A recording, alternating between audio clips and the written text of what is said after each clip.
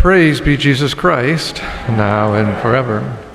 Here, my friends, we find ourselves at the first Sunday of Lent, beginning this sacred journey through these next several weeks, preparing to celebrate the Holy Week and the great feast of Easter and the resurrection of the Lord Jesus Christ, the victor over all sin and over all death.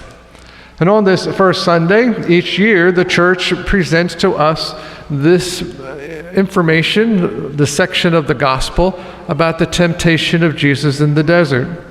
Mark is the shortest of all the Gospels, and so his information about Jesus' time in the desert and these temptations is very short and very just a few sentences, but both Matthew and Luke, as we heard today, offer us more detail and more information.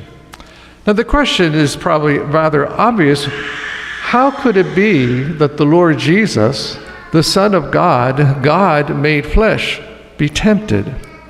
He's God, but he's also man. Fully God, fully man, a divine person. And so the evil one comes to see if he can trip him up because he doesn't want his mission to succeed. And he crafts these temptations most uniquely for the mission that Jesus has, to see if he can take him off the path which the Father is laying before him. I might also say here that these are the same temptations that the devil uses against us, but in a slightly different way. And so we hear the first temptation of the devil is right there at the desert plain. Jesus has been fasting for 40 days. He must be really, truly hungry. I just about make it through Ash Wednesday and Good Friday. I don't know how you do it for 40 days. But certainly he was hungry. And the devil says, make that stone a piece of bread. And Jesus had the power to do that. He was God. He could do anything that he wanted to do. He changed water into wine. He brought people back from the dead. He could certainly change that stone into a loaf of bread. But Jesus' response shows us what is most important. We are not just physical bodies, but we are embodied spirits. It's not just food and drink and the pleasures of the body that make us up. It is the Spirit and the gifts of the Spirit and the work of the Spirit and the knowledge of the Spirit that also is part and parcel of who we happen to be. And so Jesus responds that one does not live by bread alone. How tempting it is to get caught up in this world, in food or drink or any of the pleasures that kind of bring comfort to the body and forget about the fact that we are spirit as well. That we are people made by love from God, that we are made for love, and that we are people who impact others because of that love that God has given to us. Now the devil takes it up a notch and takes Jesus to a high place somewhere in the earth to show him all the kingdoms of the world. And the devil has been given the dominion over these things, and he wants to give them over to Jesus. Now, Jesus came to save the world. And so, how tempting would it be to be able to have those kingdoms under his rule? But he wants one thing from Jesus, and that is that he bows down and worship him.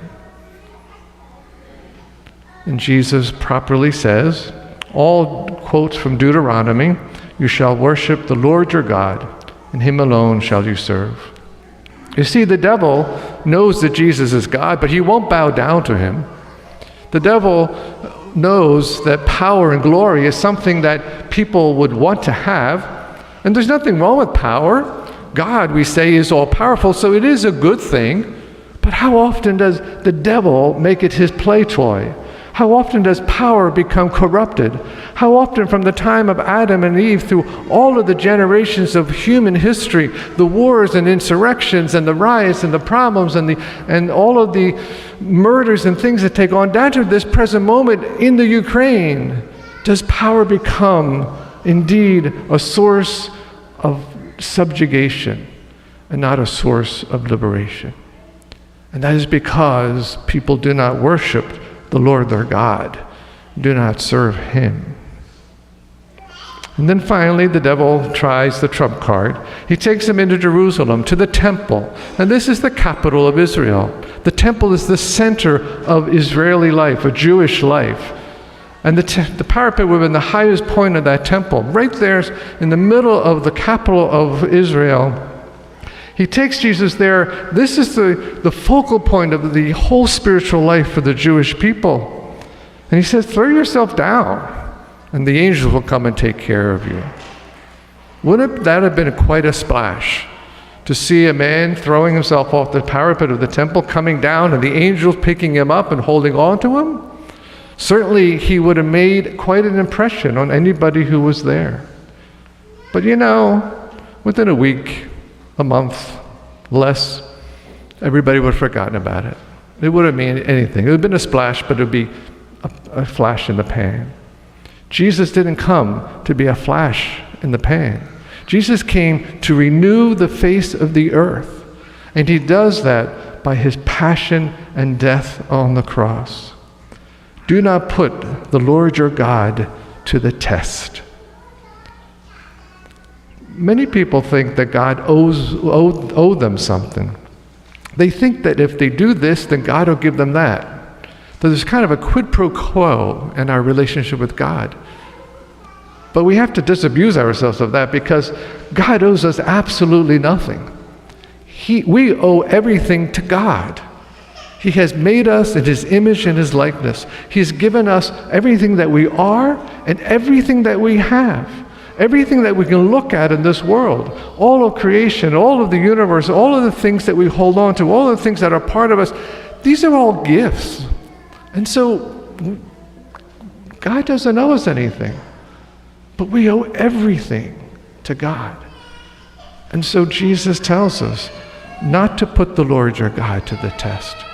And that is what Lent is to help us to do.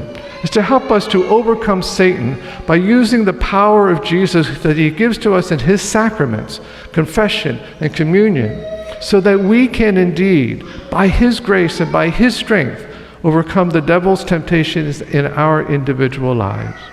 May we grow in the love of God today and every day, and may our Lenten journey lead us to a truly joyful Easter celebration of his power over everything in this world.